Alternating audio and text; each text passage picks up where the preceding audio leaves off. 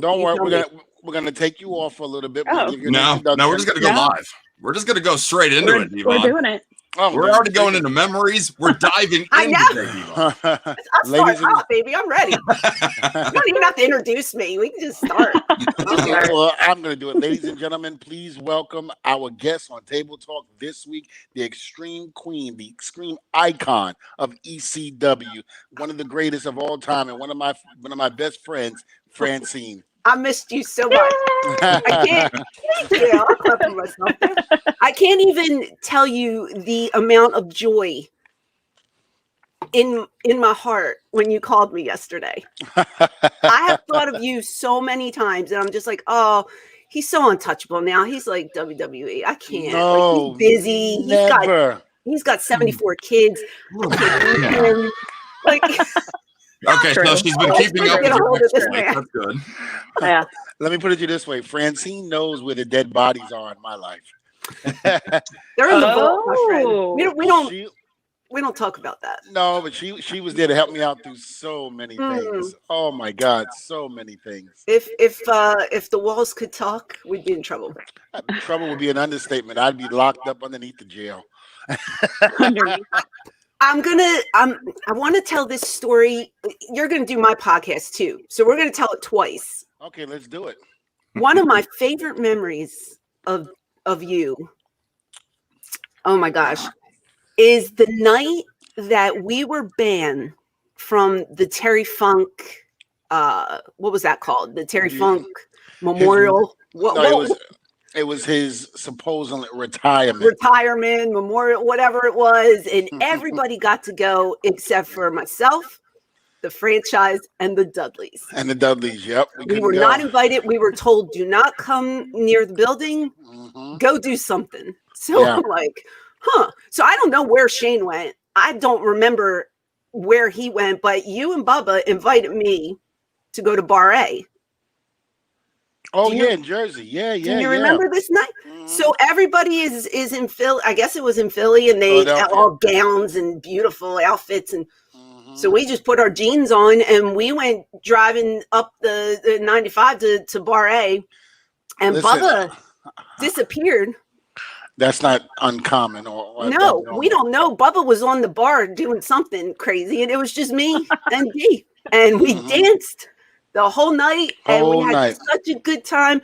And it was like early, kind of like you were with us for a while, but I really got to know you that night, and we had such a good time, and we bonded. And I was just like, I hope they stay here forever. And you didn't. And when you left, it broke my heart, but I understood completely. And you know the thing about it, I told this story before.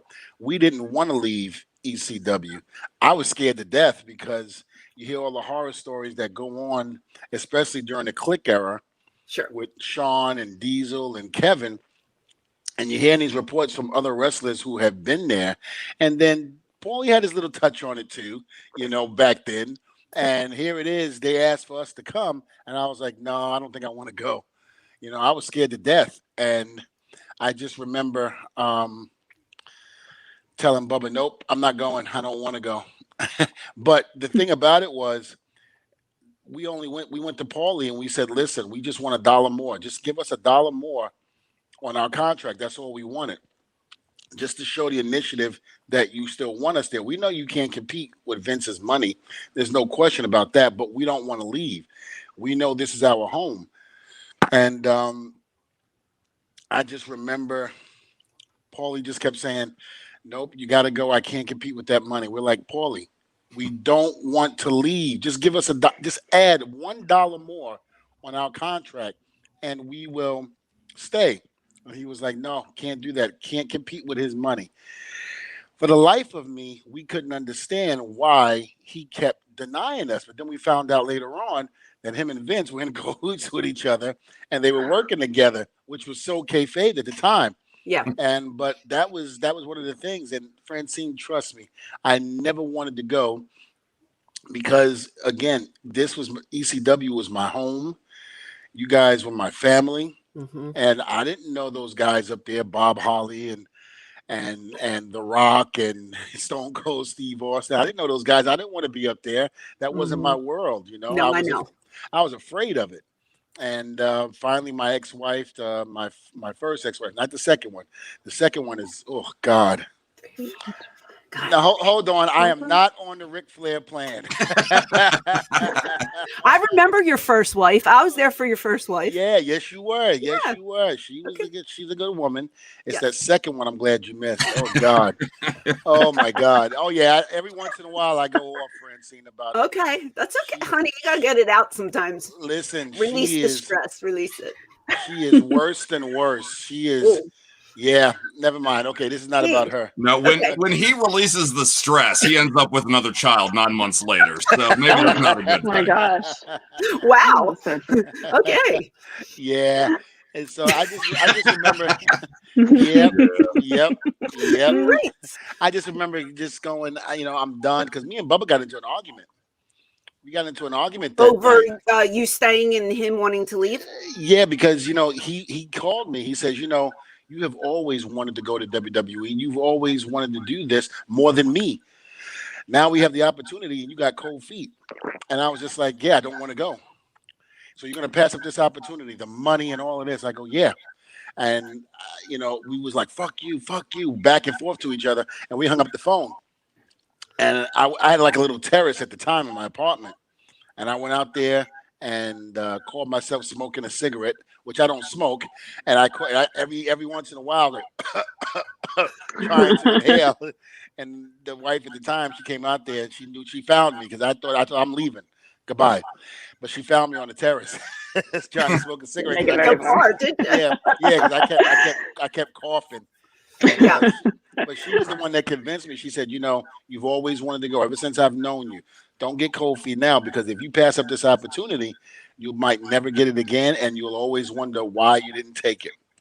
Yeah. And she said other things too that prompted me to want to take the offer. But I was just, when it was all said and done, I was just like, okay, I'm good, I'll go, and the rest is history. But I will say, I was just telling the guys earlier, I said, you were my first match coming in with the Pit Bulls, and you were my last match leaving ECW. Remember? Were Yes. You remember? Oh, at the Elks Lodge? At the Elks Lodge when yes. Raven came in and Yes. DDT Bubba. We Yes. went for 3D on Dreamer and DDT'd Raven came and DDT'd Bubba and then won the belts. I remember. But remember, we were calling Tommy out, talking about what we did to Beulah and Right. back of the ambulance when we broke her neck. Yes. And how she had 9 inches of black cock rammed up in her before she went out. Oh, it was brutal. Wow. You know how brutal how brutal we were back then. And we were saying all of that, and you were trying to stop Dreamer from, you and Paulie was trying to stop Dreamer from coming in. Just let you beat the And shit out of them. Who cares? Who cares? You know what I remember, and I can't, for the life of me, I don't know why we did it, but I don't remember what town it was in. So, I'm the worst. But it was you, it was Bubba, and it was, I guess it was Lou. It was Big Dick. Mm-hmm. And they had me go out in some kind of jacket with like a dress underneath. And I remember you coming up to me, and I take so stupid. I take the jacket off and I'm like, hey. And then you're like, wahoo. I beat you up. I beat Bubba up. I beat Big Dick up. And then Spike comes out. And we clean house, me and Spike. And then I carry Spike to the back. Go figure. Francine. What is that about? Wait, Francine. Well, that was Paul Lee. And you got to remember, Francine, as small as she is now, was like, about the same or maybe a little smaller back then. So the guy who comes in to help her out to beat up the Dudleys, she winds up picking him up and put him on the back and go to the back. How bad was that? But I don't understand. Paul made me out to be Superwoman. He really did. Well, Paulie knew how to do all of that. That was great. That was like the one thing we like to always say about Taz. No disrespect to Taz. We love Taz, but at the same token, Taz was made to be this huge, larger than life person when Taz was like 5'9", maybe 5'6", if that, and he was walking around, yo, brother, what you doing, brother? But Paulie built him that way and made him. Paulie could take a nobody and make them into superstars He did. overnight. It was incredible.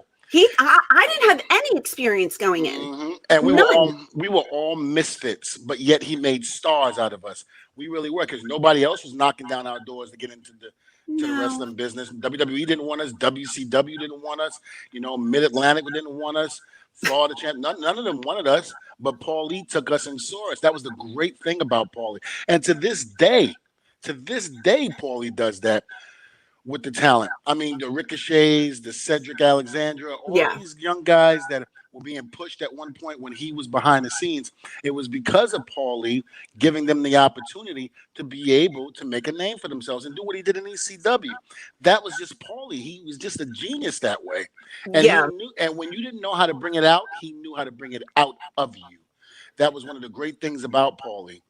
It's true. And like when I started, it was in '93. And I mean, I've told this story to death. I didn't know anybody in the business. I went to a couple shows, but I was eating dinner one night and I turned on Sports Channel Philadelphia, and there was ECW. And I didn't know one wrestler that was in that ring. And it was like pretty empty in there. You could see like the bleachers weren't full. But something captivated me because I was always a WWF fan and I was a global fan. I didn't really watch that much wrestling until I was in my late teens. Here I am, like 19 years old. I turned this show on and I'm watching it and it just captivated me. And when a month goes by and I hated my job, I was working as a data processor at an insurance company. And I said, my God, I'm going to call this number and I'm just going to go for it. Now, I didn't know anything about the business. I didn't have a friend there. I wasn't brought in. Like, nobody knew me. I called this number, and they tell me to go and meet Todd Gordon. And they give me an address. And so I go there, and it's a pawn shop. I'm a young 19, 20 years old. I'm scared to death. My dad drove me, but I've seen some adult videos start that way. What? Oh yeah, exactly. Like barely legal, which we used as one of our titles, mind you. But I told my dad, wait in the parking lot because I didn't want to look like a baby. I said, I'm a big girl. I'm going to go in by myself. Well, I had to be buzzed in. It was all bars. There were women behind bars, selling the jewelry, but they tell me to walk down this corridor to this room that was, the door was shut. And I just I'm knocking on the door and I open the door and Todd's sitting there with his legs on top of the desk with his arms folded like this. And I'm looking around. I'm like, am I in the right place? Is this, because I didn't really know who Todd was, and I didn't know anything. And I remember he just looked me up and down and he said, you're a pretty girl. You won't have to bump. That's the first thing he told me. And guess what? I didn't know what a bump was. So I'm like, that's great. And, from there on, but then later on, I started training and they told me to go to a house show. And that's when I met Paul because Eddie Gilbert was on his way out. Paul was on his way in. So I started with the transition. So when I met Paul, I thought I had to be a women's wrestler. The first thing he told me was, that doesn't sell. And I said, well, what am I going to do? And he said, you're going to be a manager. You wait. Just wait. He goes, you do what I tell you to do. It's going to be great. He was 100% right. Well, I'll tell you what, that explains why he told me when the Dudleys faced the Pit Bulls, he goes, yeah, all the Pit Bulls will be down. You, Dvon, will lay out Bubba with the chair because he keeps bothering you. So you just hit him with a chair. He's down. Everybody else is dead. Lou, sign guy, Lou, he can't really, work like that. And Dancing with Dudley is supposed to be in a wheelchair. He goes, so when you see Francine going after Dances with Dudley's, you go to her and be like, what the hell are you doing? And blah, blah, blah. But here's the deal. You cannot touch her. And I said, what? He goes, don't touch her, Dvon. She doesn't rest. She doesn't take any bumps. So if you grab her, you got to do something to her. And that way you have to bump her, but she can't bump you. Can't do that. So in other words, take your time. Do not worry about getting to her that fast. So if you go back and look at it, You can see me taking baby steps and arguing with the fans as I'm arguing with you. I'm like, what the fuck are you doing? You touching my brother? I'm gonna beat your ass, bitch. I'm like, and then somebody goes, Dvon, you suck. I went, shut up, bitch. Turn back around. No, that is really interesting because the night that I first met Paul, the first thing he said to me was, "You're going to take a choke slam tonight." By And I said, "What's a choke slam?" I didn't learn that yet because I didn't know what it was. This is how green I am. I don't know what that is. And he said, "What, you don't want to take it?" And I said, "No, I'll do it. I just, is there a cue? Like, how do you guys work this?" I don't know. See, you learn certain things in the ring. I'm learning how to run the ropes and doing roll-ups and stuff, but the psychology wasn't there for me yet. I'm a couple months in, Yep. And he tells me, just sit there. They had me win a fake beauty contest and I was the timekeeper. So I sat there throughout the whole match. I come down the steps. I'm doing this like queen. I mean, I felt like an asshole. And I got this dress on that I bought at Macy's because I wasn't sure what my gimmick was supposed to be. And I rang the bell after every match and he said, just wait until somebody grabs you. Okay, that's great. And that's exactly what happened. Al came over. He grabbed me by the hair. And he gave me the choke slam, and it was that white noise, like you didn't hear a soul. You heard a oh, and then you heard nothing. Yeah, and because you hear a pin drop, and they took me out on a stretcher, and they took me home. They didn't even let me go to the locker room. That's like the old school, just take her home. Yeah. So I go home and I go, do I wait for a phone call? Do I have a job? Nobody told me. I didn't know. Yeah, because back then, and a lot of people, the fans that are listening and watching this, they got to understand, back then, kayfabe was still in existence. Yes. And you didn't let the secret out. If you got choke slam, or she got choke slam, you wasn't supposed to see her for 2 to 3 days. It's not like today where Francine got in the ring and they choke slammed her. She's back on Raw the next night. You didn't do that. I sold it though. I would sell it the next night, but it wasn't. Yeah. I know exactly what you mean. But you know what I think hurt us a lot with that was that movie Beyond the Mat. I think that was the first step to breaking kayfabe. Yes, well, between that and then that could have been, but then the Click, they claim the Click was too, because of what happened at Madison Square Garden. I'm not sure which one came first. Ours was the first pay-per-view we did. Remember Barely Legal? And 97. And Barry, nice guy, don't get me wrong, but he was following us around. I just remember Perry Saturn like cursing at him to get away because we were trying to go over finishes. And there he was with the camera over everybody's shoulder, And you back see then, you the baby faces. Yeah, we're just all hanging out, having a good time, talking. And that was aired. And this is the first time that the fans really got to see our locker room, the way we worked and the way we, coexisted with each other. And after that, it just wasn't the same. No, because the Click was 96 at Madison Square Garden. So Beyond the Mat was 99. No. Our Barely Legal 97, the first okay. Oh, yeah, because so I believe the Click was first to expose it. Right. But then we followed right after it with that Beyond the Mat thing. Yeah. And then, of course, the Shadow, the Montreal Screwjob followed that. Oh, yeah. So, I just remember the one thing that always got me, and as a heel, when I turned on the Pipples and I went with Shane, we would do promos like 3, 4 in the morning, and we would be, at the arena. Yeah, we had really long days and nights. Sometimes we wouldn't get our check till 5 a.m. It was crazy. I remember, hold up, Francine. Yeah, you were there. I remember this taught me a valuable lesson. I kept coming home late. Not coming home late, but I'm working.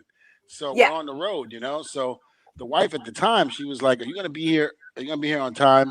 And remember, I didn't have a car or anything like that, but I was going to ride with somebody that was going to bring me home. And I was like, yeah, why? She was like, because we have a lot of family coming over. We have a lot of things coming over. I was like, all right, I'll talk to Paulie. So I remember that day I said, Paulie, I was like, is there any way you can get me out of here? I said, the wife's got a bunch of people coming and we got a whole family get together. And, I really can't be here that late. He goes, Dvon, don't worry about it. It's cool. Yeah, we'll do it. Freaking midnight goes by, 1 goes by, 2 goes by, 3, 4, 5 in the morning. Next thing you know, the sun is coming up. Yep. And I was like, oh my God. I'm like, you got to be kidding me. It was every weekend, though. It Every wasn't just weekend. like that happened one time. Like, we were always there. Like, we couldn't get away. And I remember fans would wait. And they would wait patiently. And when we would leave, remember through the back, like from the arena, you go in the back where the cars, the parking lot was, there would be fans lined up 3, 4 o'clock in the morning. And Shane's mentality, because now Shane was in the business longer than I was. So, I'm following his lead. He would never let me sign autographs. Heels didn't sign autographs back then. It broke, not as a heel, but it made me upset because you see, and first of all, I would get mad because parents would have like their 7, 8-year-old kids at 3 o'clock in the morning standing there with their posters, but I couldn't even sign them. And he said, no, you're a heel, get to the car. I said, but they've waited for like 5 hours. Like, I was the worst heel afterwards. I'm like, that would break my heart. But I understand what he was trying to teach me. But like nowadays, like everybody just signs everything. It's like heel face doesn't matter. We tried to stay in character and make them believe, but I mean, after that point, it was already thrown out the window. About the business, and so it was like you might as well sign it. Because I remember I was the same way. I was like you. I was like, no, they're waiting. Bubba, don't sign that. Leave him alone. You're a heel. God damn it, we're nasty. We're the Dudleys. We don't sign autographs. We're nasty. We don't sign autographs. We don't sign autographs. We're nasty. Yeah, that always bothered me. Bubba would be like, fuck them. We don't sign autographs. And I'd be like, all right. And then Bubba would go, he goes, wait a minute, Dv, I got to go inside. I left something inside. I'm like, all right. So I run over to the fans real quick. What's your name? Okay, boom. And sign it. I signed it. I felt so bad about not doing it. But, that was something that was huge back then. You just didn't sign it. But then we get to WWE. We got the meeting. We have Bruce Pritchard. We have Vince McMahon. We have Vince Russo. And we have Ed, God, I forgot his name. Ferrara, yes. Yep. We have him and Pat Patterson. We're all in the room, and it's like an interview for me and Bubba. We already told Paulie bye-bye, but now this is an interview for us. I'm like, wait a minute, what if we fail this interview? What do we do? We ain't got no job. And so Bubba, I forgot how it came up, but something about signing autographs. And Bubba goes, yeah, Vince, we're like that old school, heels. We don't sign autographs. You don't have to worry about that. Vince looked over to Bubba and said, you will sign autographs, even as a heel. He thought he was impressing of it. Oh, yeah. Oh, yeah. And he went, and Bubba just looked at him. He looked at me, and I went, yep. And Bubba just went, yes, sir. We're signing autographs. Yeah, it's a different world there. Yep. It was a hard transition for me. I didn't last very long, and I knew I wasn't going to last very long when I signed. I said not even a year, and I was right. But it just, it was like apples and oranges. It just wasn't a good fit, and I feel like I don't know. I know you're there. And I appreciate the opportunity that they gave me, but I just feel like they didn't let me be me. Well, I think a lot of people that came from our world, that was the thing. They didn't let them be them. And it wasn't just you. Like, I was shocked that Balls Mahoney and Sandman, I said this on the show 2 weeks ago, outlasted all of us. I mean, we were getting fired, getting our pink slips left and right. Meanwhile, Sandman's still breaking the beer, and Balls Mahoney still swinging the chair. And freaking Vince loved Balls. Well, they paired me with Balls. Yes, I remember that. They paired me with Balls because I was doing these god-awful... First of all, I'm 34 years old at the time, which is kind of over the hill in wrestling age when you're trying to be sexy at ringside. It's like, you're borderline an old lady anyway. Well, here's the deal. If you have fans like Dvon, you're never too old. Oh, well, come on. But, I go in there and I sign my contract and they tell me I'm doing manager stuff exactly the way I did in ECW, which I was thrilled. I couldn't wait. And then I get there and it's like, do you have bikinis? I said, yes. And they said, oh, you're going to wear them. And I was like, no. I never had to do it in my 20s. So now I'm mid-30s, and I'm doing every week I'm doing bikini contests. And I'm telling Johnny Ace, like, I just want to do what I did before. Like, pair me up with somebody. So they pair me up with Balls. And I'm like, great. I love Balls. As weird a combination, I'm going to make it work. And we worked like 2 weekends together, and the fans were really into it. And then we all had to take the, the piss test, and Balls is like, yeah, mine came back like, it's not, it's positive. And I was like, what does that mean? And he's like, I'm off the road. I go, well, what do I do? And they go, get your bikinis. And I'm like, no. It was like the Iron Sheik, when he was in the company at one point. He comes in and Vince calls him and he goes, Mr. McMahon, how you doing, sir? He goes, good, Sheik. He goes, you know that drug test you took last week? Yes, sir. Yes. He goes, well, you tested positive. He goes, positive? Oh, that's great. That's great. She tested positive. That's great. Yes. Positive.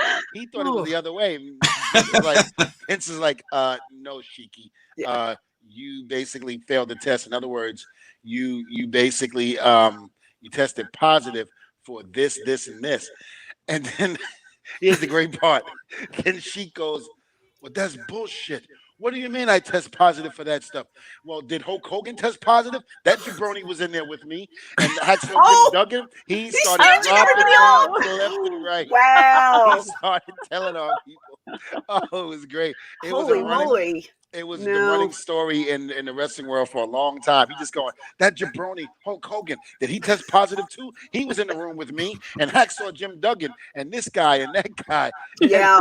And I heard Vince had to stop him because, Vince had to, if somebody's admitting this stuff, he's got to do something about it. Yeah. He just got done with the trial and everything. So he doesn't want that crap to come up again. So it was great. He just started throwing everybody underneath the bus. He thought positive was a good thing.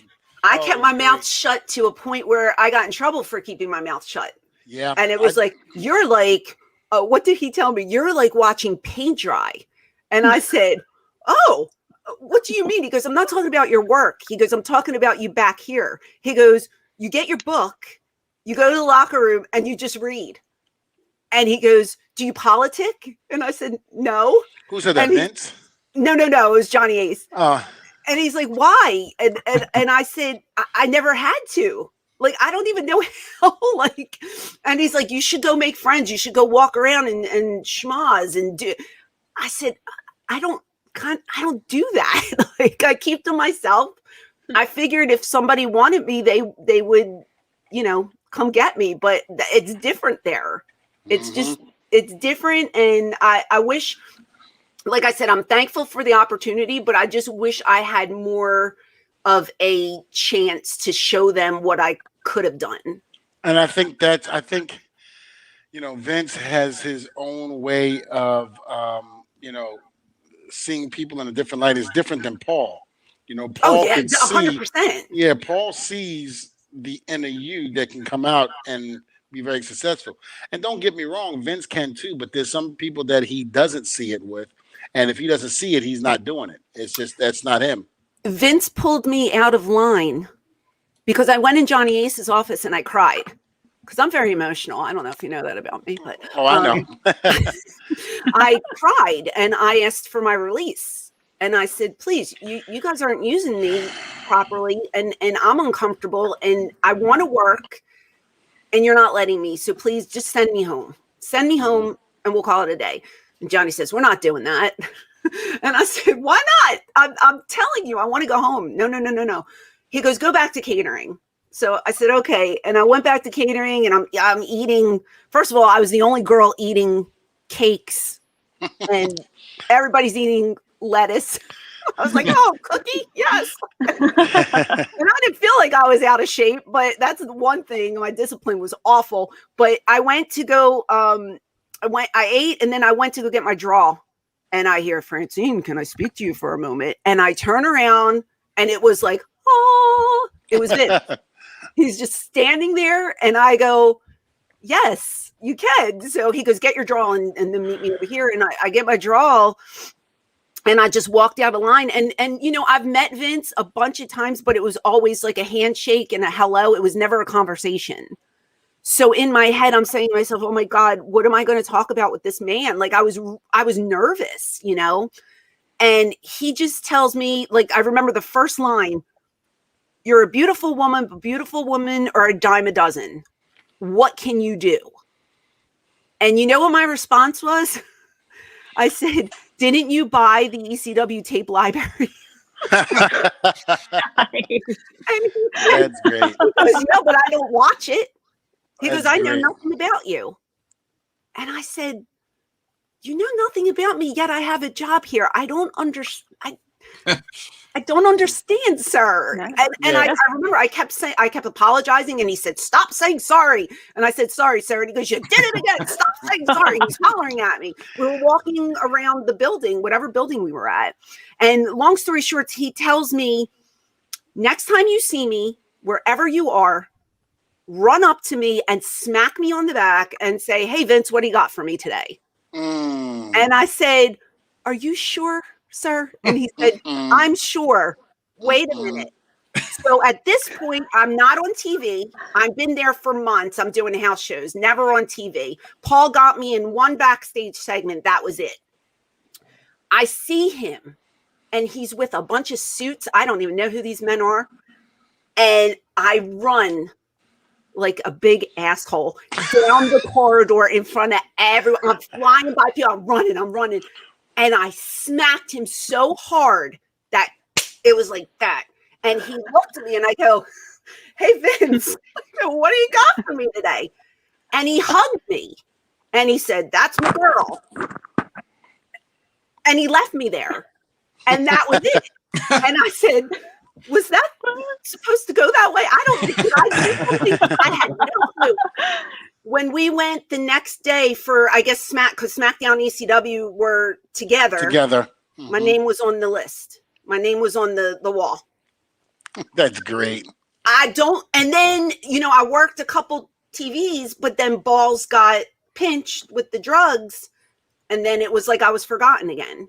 But I will say we did a walkthrough for TV one night, and Vince was there, and he watched I don't know if they still do this, but he watched our entrances and watched everything that we were going to do.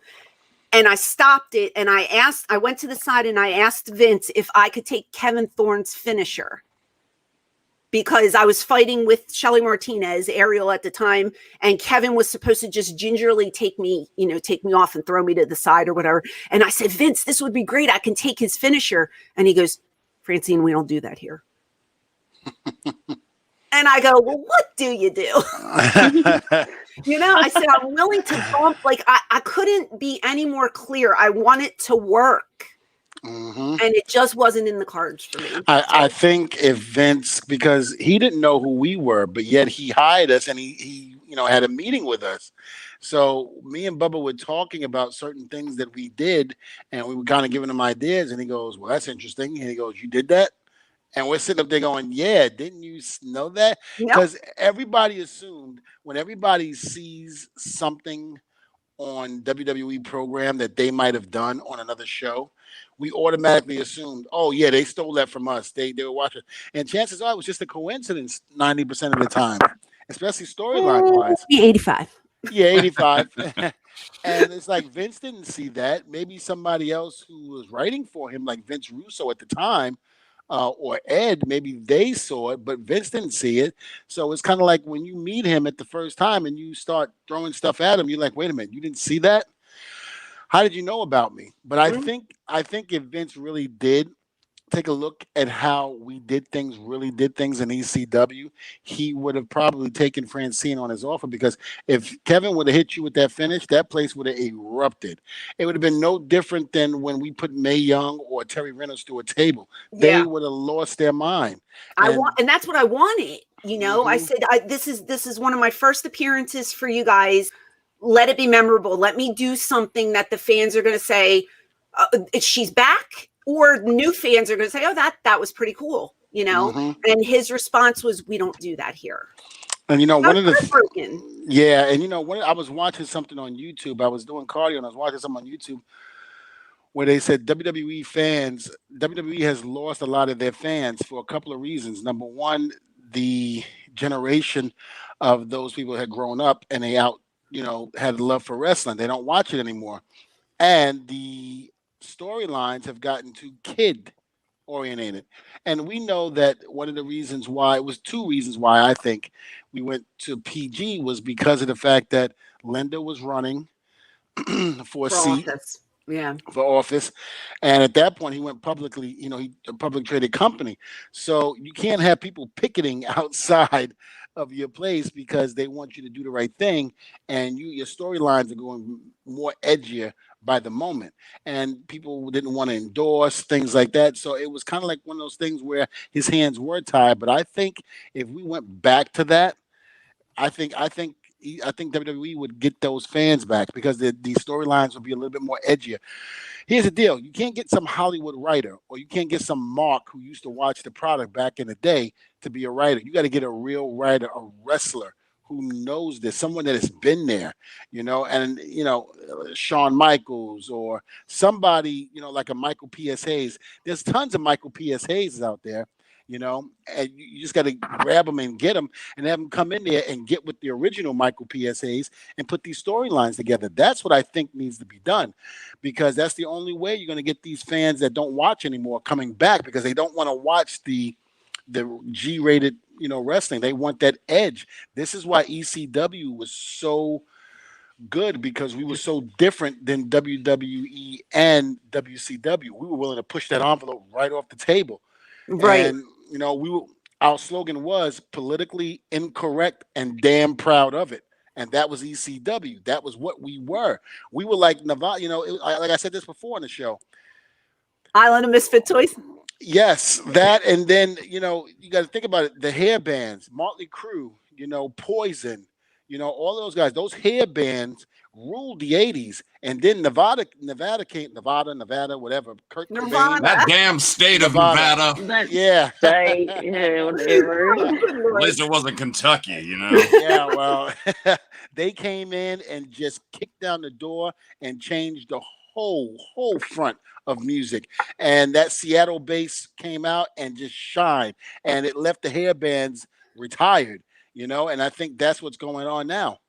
I have a question for you, since you work there and stuff. With the transition over to Peacock, how much of our stuff is going to make the cut? Well, I don't know, because I don't know what do you think? I mean, your stuff is doomed. There's no way my stuff's making making Peacock. Stroking a kendo stick, that's for sure. I mean, my entrances are all gone. I don't think I'm going to make an appearance anymore. None of Dvon's promos are going to make it. No. And I can tell you what, the one in Ohio, the famous promo that we cut before we left about Bubba was going to go into the to take the daughter in the front row, throw her in the room, and Dvon was going to take 9 inches of black whatever and ram it so far up her she won't know what hit her. That ain't making it. Why? Not even with the beeps. No. You can't even beep that, because it would be every other beep. Yeah. It wouldn't work. When we came back from the ring that night, I remember Paulie goes, "You guys got to go." You guys got to go, because pay-per-view didn't want to touch us anymore because of what me and Bubba did on that. And I was like, wait a minute, I thought it was pay-per-view. I thought there was no rules on pay-per-view. We could say whatever we want to say. Apparently that wasn't the case. Do you remember the night that the police came with the dogs? The riot, yeah, because that was because of you guys too. And I remember. No. Sure, it was. No, that was because of you and Shane. No. I'll tell you why. It was in PA. It was somewhere in PA, and somebody took a swipe at Shane, and Shane got pissed. No, this was another night. Another night. You enticed the riot. This is the other time. The police were called, and they had dogs, and all the boys were freaking out because God knows what were in the gym bags at the time. Oh, there was so much shit in the gym bags. But I remember Fonzie said he has to stay back and protect the girls, but the whole locker room cleared out. So everybody, you guys started it with your promos, got into it with fans. The police were called, and then we were looking. I don't remember what building, but we were watching. There were windows, and I was standing on a chair and I was watching out the window. And Fonzie goes, "Don't worry, Daddy, I got you."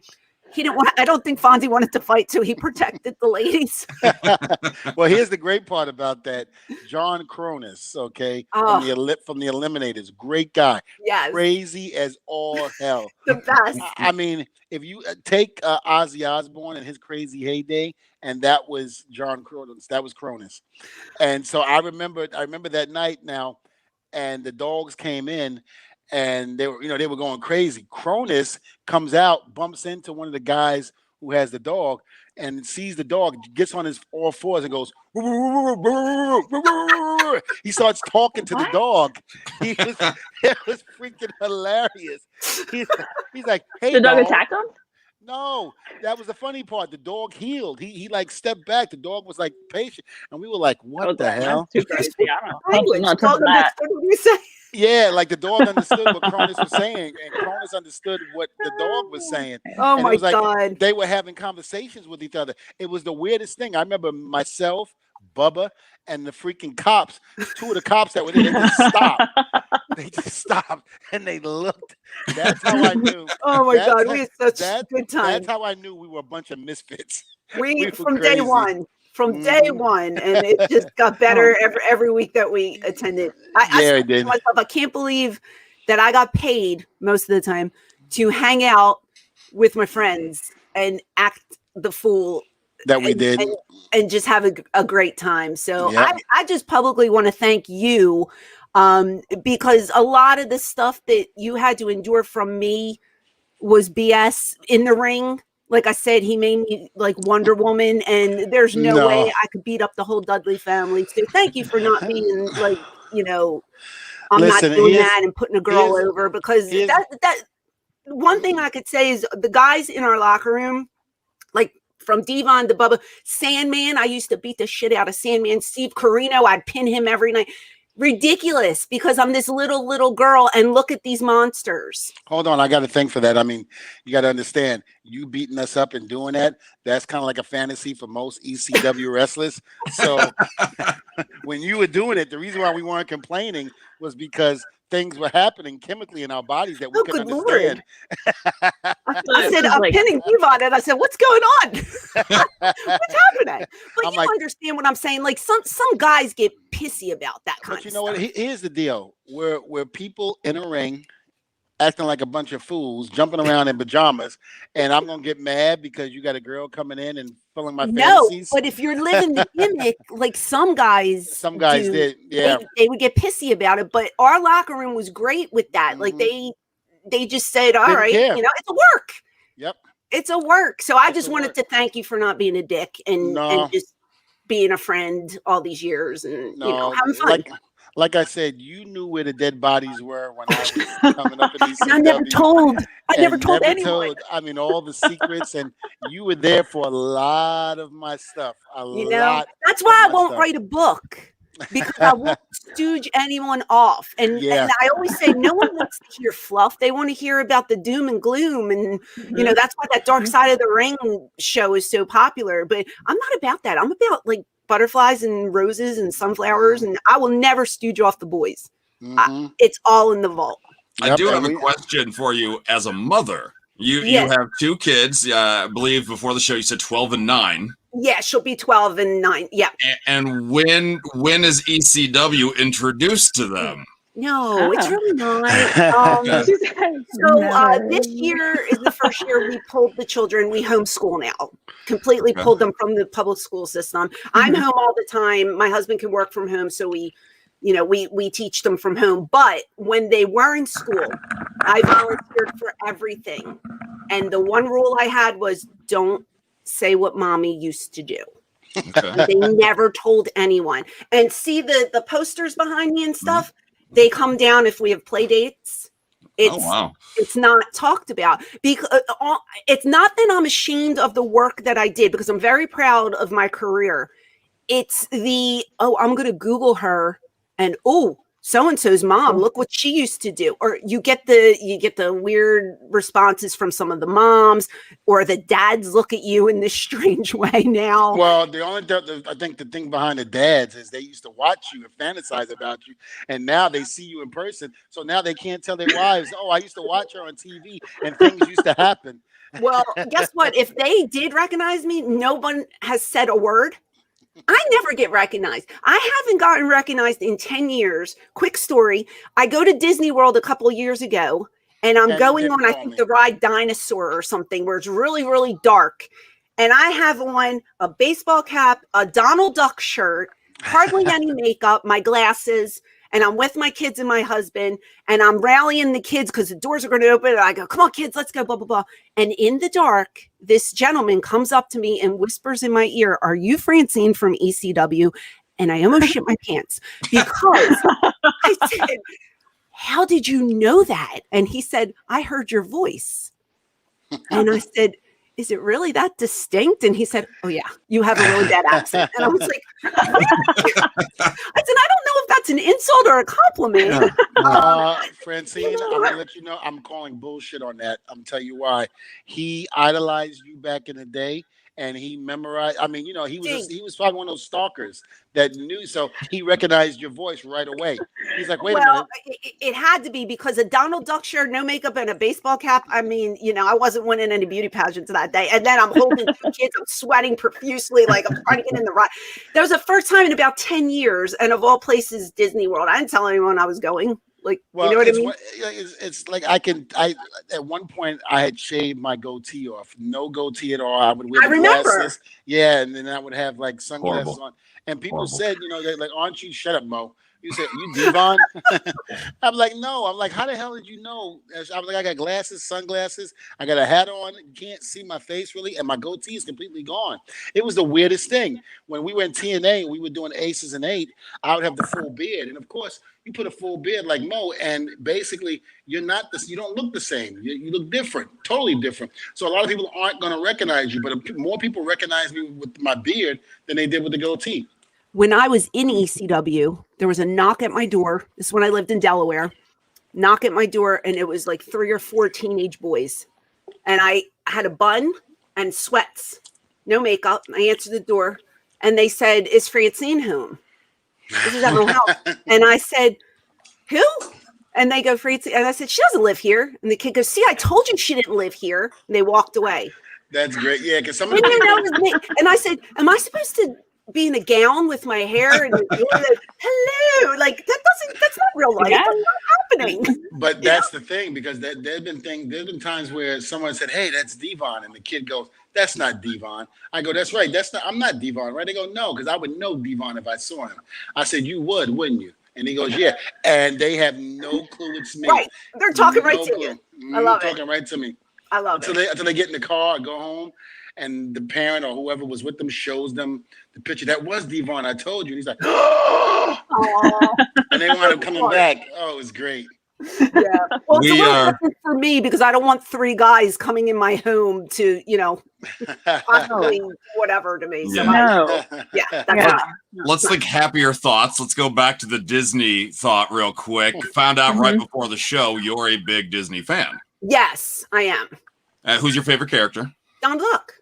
Okay. Donald Duck is my absolute favorite. And I'll tell you a funny story really quickly. I'm sitting here nursing a bad knee. A month ago, we go every year for 2 weeks, right? It's our big vacation. Nice. We've done it since my daughter was 1 year old. This year, because of COVID, everything is screwy down there, right? So they have all these different queues. You have to go in different lines, this, that, the other thing. So one of our favorite things is the Carousel of Progress. If you don't know what that is, it's a 20-minute, you just sit there in there's stages, 4 different stages. Each scene is a 5-minute show. It takes you through years of in progress, So when we go to get in line for it, there's an extended queue and it has ropes. And you have to, walk around and go through the ropes or whatever. So my husband takes my kids, walks around. I said, I'm not walking down there. And granted, it was probably 20 feet. But I said to myself, I'm just going to hop this rope. No big deal. I have flip-flops on now. So I get over the first one with my right leg. I land. Great. My second leg goes up. My flip flop gets caught on the rope. Oh, no. I go forward. I fell so hard that I thought I broke my kneecap. My mask went flying. My phone went flying. My glasses go flying. I land doggy style. So land on my knees first. My left knee goes really, really hard. Then I land on my hand. Guy in front of me comes over. Oh, miss, do you need help? I go, no. I'm fine. I was so pissed off. I said, I'm fine. Leave me alone. So he takes a walk, the heel comes out of me. I stand up and I look down. I have red leggings on, all blood, right? All blood all over my left knee. So my husband's just standing there like this and he's shaking his head. The kids are horrified. I go, just go inside. So we go in there and I sit there just sitting there like this. I'm so pissed off. Francine, you got to understand that just for future reference, rule number 1, because that's happened to me a few times. Instantly now, I turn into wrestler mode where don't sell. No, I don't. Not that I sell it. When I start to go down and I start to go forward, somehow or another I turn my back. You try to take a back bump? I try to take a back bump. Well, I wasn't about that because I landed. I was like a cat. I was like a cheetah. I was like, I'm just going to land, but I went so hard on my knee. So now I have water or fluid in my knee. A month later, so I have to get it drained now. But like I'm sitting here and I'm just feeling it, and I'm just like, damn Disney, and they're like, you should have sued. You should have got a part of it. I was like, no, that was my own fault. I mean, my flip flop did the job for me that day, but I was mortified. But I made the best of it, and I still continued and walked around and had a great time. So now, if you had to pick a Disney character that Dvon would be, who do you think that would be? Oh.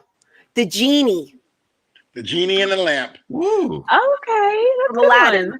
I like that. I could totally see him being the genie. That's not bad. And now, I'm granting wishes left and right. He's the best. Yes. We had Alexa Bliss on months ago, and she's a big Disney fan as well. And this is a great reason for me to be able to bust this back out. I decided I would pick a character for Dvon. And I created Dvon. Yeah. I love Thanks you. For noticing me. Thanks Francine, for getting the tables. Francine, both of these tyrants up there, the ones up there, Lindsay and I barely even talk. I just sit here. She's not saying much. She's just looking pretty. Yeah, those people up there, they're tyrants. Tyrants. Hey, Mo, get me down there right now. I think Lindsay would make a really good Rapunzel. Thank you. Yes. Oh, she's got the pink and the long hair. I think she would make a beautiful Rapunzel. Francine, unless you plan on coming on this show on a regular basis, you got to stop because we will never hear the end of her, and we will never, ever live that down. Every time we say something else, she'll say, Francine said I look like Rapunzel. Let me tell you something. The people who play the heels are the biggest baby faces in real life. Yep. That's what you'll learn. And the ones who are the baby faces are the biggest heels. The biggest jerks. And I'm going to tell you, I would love it. If I didn't have anything to do with wrestling right now, I would start spewing out names. I'm going to interview you in about 10 years, and we're just going to lay all the dirt down. Oh, yeah, I definitely will. Dvon. Oh, so cuddly. Oh, yes, so cute. I cuddle him. You are. I like that one too. You know what? Maybe that's not a bad. It's not a bad idea. Oh, is there a good instigating Disney character? Somebody who's just really good at playing both sides? Because that'd be me. Oh, who would that be? Well, Mickey you can Mouse. be Gaston. Okay, I'll take that. You can try to pick up the ladies and be nice, but then turn around and be a total dickhead. Yeah. So I like it. Yeah, right. That's Mo. Yeah. It definitely is. Though? Do you look at yourself in the mirror and flex and? Who does? He does. Who does? He does it on the show. Yeah, totally Gaston. Are they still talking? Yeah, that's what he does. Yeah, she's a female Gaston now. Maybe I don't know. Oh no, I'm doing. Okay, yeah, I could do that too. No, you would be Rapunzel. I know Disney in and out, so it's. And who are you? Who would you be? Who's your Disney character? I want to be the evil queen. Okay, I like her. Okay, I can see that. All my T-shirts, for the most part, 90% of them are heels. So I have all the heel characters on all because I have about 40 Disney T-shirts. Didn't Angelina Jolie play the evil queen at one point? Maleficent. She's from Maleficent, yeah. Yeah. But she was a baby face in that movie. See, they make Maleficent out to be a heel in the cartoon version, but when they redid it, she's a big baby face. Oh wow, okay. Okay. So what do you think about the Cruella movie coming out? I saw the trailer for it. I'm very intrigued. Very intrigued. I'm going to watch it. Yeah. Who is it? Who is it playing Cruella? Emma Stone? Yes. I think she did a really good job. Very edgy. I like the dark. Yeah. I like. Yeah. Sometimes Devon's lost right now. Has no idea. What I'm so totally lost. Disney, you have 42 children. You don't know Disney? I love that the number goes up every time. Every time it went down. It was like 73 last time. Somebody that knows me, they always go, "Don't you have like 22 kids out there, or 40 kids?" Don't you? You don't. He said, "I don't know." Down in Florida. The two girls, you got to remember, I had all boys, so it was basically Barney was the beginning for the twins, and then it went to the Rugrats, and then it went to Disney Channel, where you were watching so many of those popular Disney shows in the early millenniums.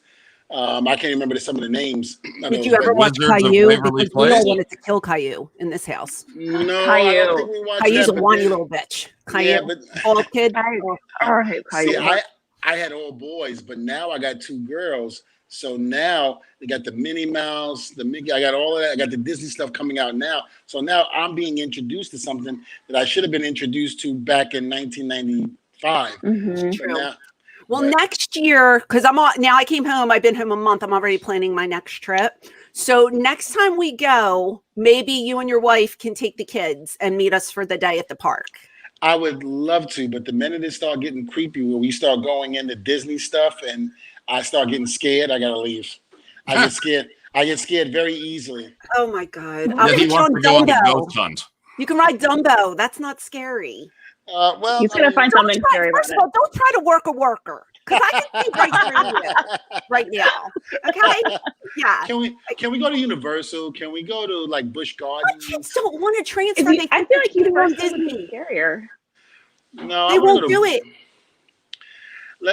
We can convince them. We can pay them off. Do you remember when we went to Universal? Yes, I do remember that. And I just saw the picture recently when we were at Planet Hollywood, and we all got together and took that picture. And they all went like this, and I didn't grab it. Like they're touching my boobs. I was so mad when I saw the picture. Yeah.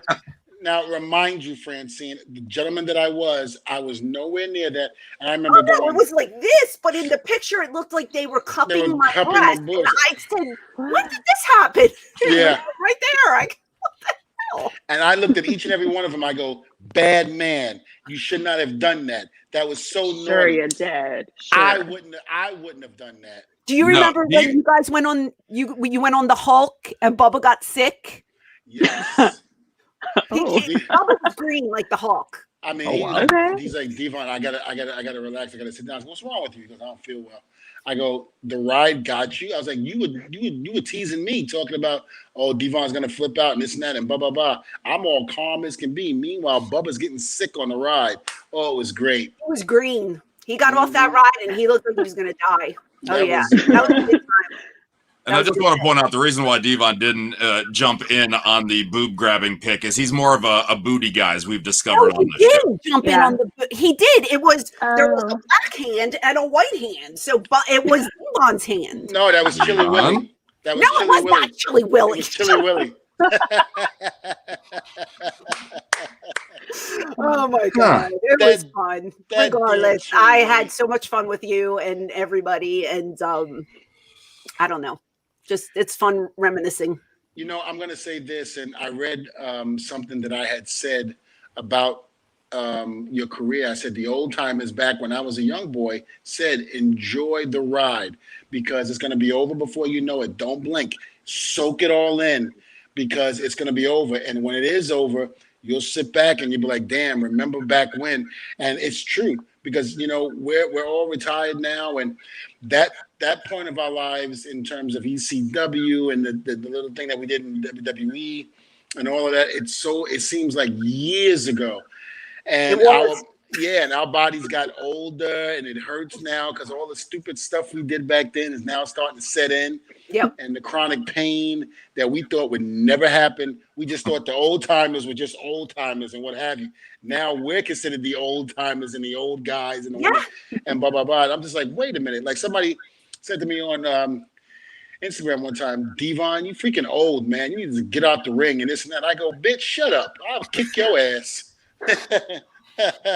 My mom says it best. I'm a caregiver for my mom as well. She lives with us since my dad died. So it's been over a decade that I've been taking care of her.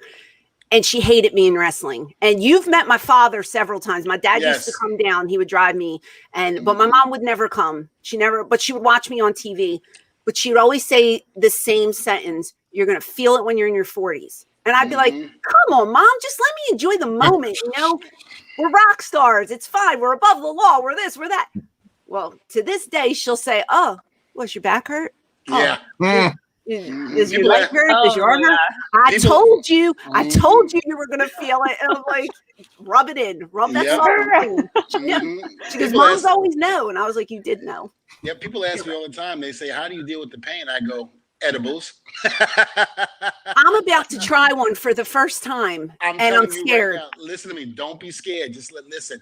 I'm not trying to be creepy, but just let it happen. I'm not trying to be creepy, but videotape yourself when you eat them. Let me know when that happens, and I'll be there.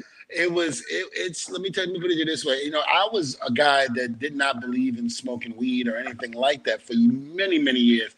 My ex-wife used to get pissed at me. My first one, of course. I never talk about the second one. I don't talk about that piece of garbage. We know that, right? But you never talk about it. What? No, never. But I remember I used to always she used to like it every so often. I used to get mad at her for doing it. Now I regret it for getting mad because it's something about the marijuana that heals the body. I mean, listen, they give it to cancer patients. I heard they're even now trying to give it to kids with ADD. Yeah, they give it to them now because they found out that it is some type of miracle marijuana really does help the body in certain ways. I'm so scared though. You don't have to be. Just take one and you might not feel it at first, but after about 30 minutes, it'll start to kick in. You'll start to be like, whoa, this is cool. It's just because I can't, because of my body. I mean, I don't compare myself to you or anybody that worked full time, but as little as I was back then and the bumps I took, I'm full of arthritis. Like the doctor told me, head to toe arthritis. I can barely get out of bed in the morning. Like once I start walking around, I'm okay. Okay, yep. Yeah, but I don't take painkillers. I take Advil, and that doesn't cut it. And everybody's like, try these edibles or smoke. And I go, well, I don't smoke. I don't smoke cigarettes. I don't like weed. I tried it once or twice. Don't like it. They're saying edibles. And I can't sleep through the night. That's another thing. My body cramps up so bad that it wakes me. So I never sleep a full 7 hours. And I'm like, God, my kids are older now. I get to sleep and I can't sleep. What do I do? And they're telling me to try these things. So your life's about to change.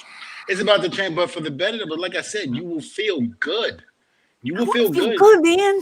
I want to feel good. I just want to feel good. Sometimes I wish, I don't know, in my crazy head, sometimes I wish there was a zipper at the top of my head that can unzip me and whatever pain, I can just take it out and throw it away. Oh, God, you and me both, man. I'm telling you, I'm like a crippled. I'm 49 and I feel like I'm 99. Yep. And it's just, and then I fall and then I get my knee. And so add it on to everything else. And everybody's like, go just eat a gummy. And I'm just like, I'm so scared. So I think I might maybe at nighttime when I'm ready for bed. That's what you do. I'm not partying during the day. Like I got responsibility. I can't. Here's what I'm going to tell you. The kids are sleeping, right? Kids go to sleep. They're tucked away. Now you and your husband are up watching Family Feud. That's what I do. That's what I do.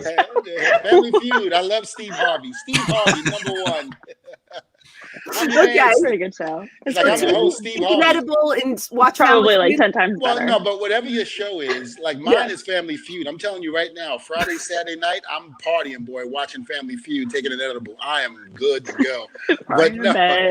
But like whatever show you want to watch, or even a movie, you just take the edible and just relax with your husband and watch the movie or watch the show or watch whatever show you're gonna watch. And I'm telling you, before you know it, you're gonna be like, He's right there and he's laughing his ass off. Let's look at Dvon. He's a smart man. I'm telling you, it works. I mean, oh, you're watching it. Oh, okay. He's tuning in. I just feel like just know every time you guys, all three, every time you watch or you run upon you run across the Family Feud, you're gonna think about me now. I think about you a lot, Dvon. This will just add to my thoughts. But I think I might try because I have to do something. I'm an old lady waiting to die. I told my husband, take me in the back and just shoot me like they would like the horses that can't run anymore. That's me. Yeah. Just shoot me. And then he goes, no, because then I got to raise the kids by myself. I'm like, oh, yeah. Of course. I never told you, Francine, when we talked, but I had a stroke in November 13th. And I almost didn't make it. Why am I not praying to this? Because we kept it quiet for a while, even on the show, until I think somebody was on the show that asked me how I was doing, and I wasn't paying attention. And I was like, oh, well, had a couple of health issues, which is why I was on the show and this and that. And the media ran with it. So I had to come out and clear the air and let everybody know that I'm okay. Yeah, I was in my hotel room and I couldn't feel my legs. And my wife called and she was, I didn't answer the phone and she was like, what's going on with you? How come? Finally, when I got to the phone, I answered it. And she's like, well, how come you're not answering my phone call? I said, no, I'm good. I said, I was going to the bathroom. I said, I can't feel my legs. And she went, you can't feel your legs. And she started asking me other things. And that's when she said, okay, I'm calling the front desk. We're getting you into the ambulance. I was like, I'm fine. She was like, no, you're having a stroke. I said, I'm not having a stroke. Oh, my God. When the ambulance got there, the security came upstairs, knocked on the door. I said, you're going to have to come open the door. I said, I can't open the door. I can't get up. They came in. They found me on the floor. And then that's when the ambulance came in. They said, yeah, you're having a stroke. But thank God the doctor said, thank God she made the phone call when she did, because if she didn't, I would be dead right now. I would not even be here. And if this was wife number 2, that phone call would have never been made. And it would have never been made. You would have been dead. So you're lucky it was not wife number 2. That is so true. Oh, yeah, she was I'm not making light of it. I'm just saying. No, he would have been gone years ago. Much longer before that. If I had known that, I would have contacted you sooner. I know. I was not privy to this information. Oh my goodness. But the doctors said, I'm back to there's no slur in my speech. My limp and my leg is gone. I'm back in the gym. I went to rehab. I did the rehab, and then they wanted me. They were like, get a trainer to go, because I wanted to stay in the rehab. They were like, no. They were like, we can't do anything more for you, but you can go to your gym and get your trainer, and then they can work on stuff too. So that's what I'm doing now. I'm with a trainer. So at the time, I was only 30% on my left side after the stroke, but now I'm back to 85 to almost 90%, and it's worked wonders. And the doctor said, because I was in the shape that I was in after, even after I stopped wrestling, that it was the reason why I recovered so quickly. Well, what brought it on? Did they ever? Yeah, stress. Stress. Stress. So you no, not Rapunzel. She's too pretty. No, I love her. Too sweet. Too pretty. Yeah, you got to get that stroke. So the gummies are going to save you from having another stroke, is what you're telling me? Well, what I'm saying is I have no stress and no pain because of the gummies. Well, I'm thinking about it. It was great because one time when I first learned about the gummies, I had took one before the show and I didn't realize the effect. Oh my gosh. So I'm sitting there on the show and I'm talking. Next thing you know, I'm looking at them. My eyes are closed. And the shitty grin. I'm just looking. And then you ask him a question 5 seconds later, he's like, what? Yeah. Yeah, that was last week. I felt like literally last week. Literally 5 minutes. Wow. I've seen you like that, but you were drunk. Yeah. We didn't do the heavy stuff back then. No, we drank. I felt like RVD. I was like, dude, what's up? All right. Well, I'm not going to take 2. I might do a half. Take 1. And I'll see if I can sleep. No, take one. Take one. Don't need a bigger half. Take one. Go for it. Hey, we're extreme. We're extreme. We're still extreme. I don't care. We might listen. 20 years from now, we'll do another reunion, and I'll be coming out of my cane and my walker, and I'll be like, I'm still extreme. That's right.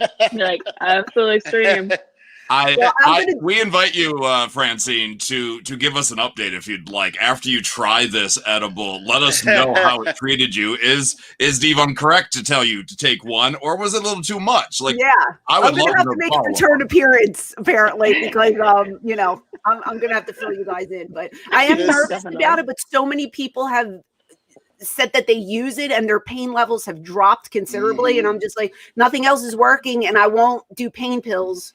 Yeah. So maybe this is the way to go. I don't know. And you see that was my biggest thing, because I didn't want to have to get on the pain killers and all of that, because so many of our friends have passed on because they overdosed and did that. I was like, no, I'm not doing this. I'm like, I've tried everything from therapy to massages to chiropractic to everything, and the pain is just excruciating. Yeah. There would, so the gummies really helped me to relax my body and to really just, be able to deal with it. Yeah, because I have herniated disc. I have 2 of them as well as the arthritis. And they said I have fibromyalgia, which I'm just like, okay, I don't know. Add it to the list. Yeah, just put it on there. I don't care. Exactly. But I'm willing to try. I just don't want to do it during the day when I have to take care of everybody, because that's not. No, it's usually right before I go to bed. And like I said, I'm watching Family Feud, and I'm sitting up there watching it, and I'm answering questions like my wife goes, there's something wrong with you, because I'll sit there and, when the 2 people come up to do the buzzer thing, and I got my hand ready, like I'm about to hit the buzzer. She goes, what's wrong with you? I go, I gotta hear the question. And every answer is in the butt. Yeah. Yeah, exactly. And I'm just like, boom. And she goes, you realize you're not on the show, right? I go, no, I'm on it. You just don't realize that you're on the show. You don't know where you are, but I know where you are. I know what I'm doing. God, this was so much fun. I'm so glad you called me. I'm so glad I called you too. I am. We're going to keep in touch now. So, oh, absolutely. You got my number and I got yours, and this is it. No, I always had your number. I didn't because when we were talking about it, I said, let me look, and I went, oh, I got Francine's number. I said, I'll call you right back, Mo. I got on the phone. Yeah, well, when you called me, I was on the phone with Fonzie. Yes. And I saw the code. I said, what the hell? And I said, oh, that was Dvon. So I got to call him right back. I'm glad you did. And I'll contact you about Friday. Okay. We'll get that done. I went so far over. You told me 30 minutes. It's been an hour and a half. I'm so sorry. I held you guys roll. No. You told me, you said, hey, you can keep me on the show longer than I said, 20, 25 minutes, maybe 30. And you were like, no, I'd be longer than that. I said, I love talking. I'll talk. And you do have a show. So if people want to check out your show, where can they do so? I do. So my podcast is called Eyes Up Here. Very clever name. And it is on the Creative Control Network. But we also have a Patreon that goes along with that. So the Patreon is patreon.com/Francine podcast. And what the Patreon offers is extras. So it's audio visual of the podcast itself. But I also do 3 extras a week, and I include all of our Patreon members. So we bring on members to play games with us. We do drinking games. We do trivia. We do watch-alongs. We do all kinds of crazy stuff, and we like to include the members as well. My highest tier level, you get to co-host a show with me once a month, which I don't know if anybody else has ever offered that, but I thought of it and thought it was brilliant. So that's my the podcast Eyes Up Here. And I also do Twitch, which I've been on for a couple months, and it's a lot of fun. That's twitch.tv/ECW Diva Francine. And then across the board on social media, I'm at ECW Diva Francine. And I only added the Diva because my name has been used so much with fake accounts. That's the only name that will stick. Yeah. And I hated putting the Diva in there because you know me, I'm not really a diva. But it was something. What about the Extreme Queen of ECW? But they had Queen of Extreme. Yeah, they had Extreme Queen. They had my maiden name on there. Somebody had my married name. I was like, what? Pick somebody more famous than me. Like, why are you pretending you're me? There's so many people out there. Like, I don't get it. Like Dvon. Pretend to be Dvon. So right? Yeah, I got a few, but not as much as Francine. Well, I also do. You do Cameo? Yes. I've done Cameo now, and boy, is that a hoot! Let me just tell you. I love it. I had somebody on Cameo that goes, can you do me a favor? Can you wish my friend a happy birthday, but can you do it in Dvon Dudley and Reverend Dvon? I go, how the hell am I going to do Reverend Dvon and Dvon? So I just did it, but, testify and started, quoting scriptures. And then I said, thou shalt not fuck with the Dudleys. Nice. Well, They're probably like it. I get, they're called cuck boys, and boys, and I need to be the dominatrix, and I need to talk down. Oh, those are fun. Those are all private. You'll never, but that's the most requested one that I get is to tell everybody they're pieces of shit. And you piece. Hey, listen, I'm gonna let you know right now. Dvon does that for free. Yes, I do. Yes, I do. And for those start getting paid for it because I'm telling you, it's lucrative. Oh, it's great. I mean, and I feel bad. I heal everybody, but and then I write a thank you. Thank you so much for booking with me. I hope we can do it again. I can see Francine now. You piece of shit. Oh God, asshole. it's horrifying what I have to say to these people. So I do it. So get on your if you're knees. into that, get a cameo from me. I don't know. Get on your knees. Oh, I had a whip once. I was whipping the wall. Ooh. Oh, I don't know what the hell I'm doing. I've never been a dominator. Cool. Oh my God, that's crazy. It's crazy. Lindsay, you've been looking for some extra income, haven't you? I mean, I'm willing to try. Evil Rapunzel could make some money. Oh my God, you could be like a dominatrix Rapunzel. Yeah. Yeah. I mean, if I can make money. It's Where's my wife? You really have been co-hosting shows with Dvon for a while now. Don't believe It's not it. money. That's what you have to do. That's what I've told myself. I'm in character. Right. I just wait for Lindsay to lose bets. And when she loses the bet, she's got to come on the show dressed as somebody, and it's great. I love it. Is that what you guys do on here? Yeah, well, she is a big tiger. What is it? Tiger. What's the name of that show? I watched Tiger King, and now I'm King. obsessed with that. I watched 5 minutes of that and said, "What the hell is this?" Thank you. There was a Dancing with the Stars. Carol Baskin was on Dancing with the Stars. They had a bet how long she would last, and I gave her the benefit of the doubt. So she had to wear a schoolgirl outfit with Tiger King underwear. Yeah, but she never wore the Tiger King underwear. Show your we never saw underwear. that. I did. No, she never showed the underwear. She showed the outfit, but she never showed the underwear. No, you didn't, because Mo would have took a picture and kept putting it on there, and they never got it. It was in the same picture. No, it wasn't. We never saw it. Mo, did we see it? Mo? So it's technically there. She didn't show off very much of it. So she is correct. She did show it off, but yeah. Well, at least she wore the schoolgirl outfit. She was good for it. I'll give it whatever. Thank you. Yeah, whatever. I feel like I feel like that 10-year-old kid when he's watching the nightcap thing when HBO puts on after you get to a certain hour. The lines. Yeah, but scrambled signal. There's a nipple. There's a nipple. There's a nipple. Yeah, I feel like that. I'm like, oh, and then your parents walk in. And you're like, we're showing our age. Shucks. You're like, shucks. I wasn't watching that. No. That's great. Oh, guys, this was so much fun. Thank you for having me. Thank you. Thanks so much for joining us. And everybody, of course, thank you for watching. Next week on Table Talk, very exciting, Ronda Rousey to be our guest. Oh, so I can compete with Ronda like and Rousey. subscribe. Oh, yeah. Yes. Well, Francine, Awesome. before we let you go, other than what you just told us, where else can we find you other than your podcast on social media? You can find me at ShopRite buying snacks for my children in aisle 3 with my double coupons in my hand. Disney. Everything I do is on social media. I post on Twitch constantly, so whatever I'm doing. Oh, I can plug this. Next weekend, April 17th, is that next Saturday? Yes. I am doing a Facebook Live at 2 p.m. for Signed by Superstars. Okay. I will be in a bikini. I will be making several costume changes because I need to sell my items, and they like it right off the body. You know, if the boobs and the cooch are there, they want it. They don't want to wash it. Right? I do the same thing. I send it out. Yeah. I did. Next Saturday, 2 p.m. Signed by Superstars on Facebook Live. Listen, I'm gonna do this with you. I'm gonna call you. I'm gonna get your number because we're gonna do it together. Because I'm gonna put my underwear on that I wore in the ring for 20 years that I had never washed. So hopefully it could walk away itself. I'm sure. It could walk away itself. Oh my God! Sell it. People will buy it. Oh, I know.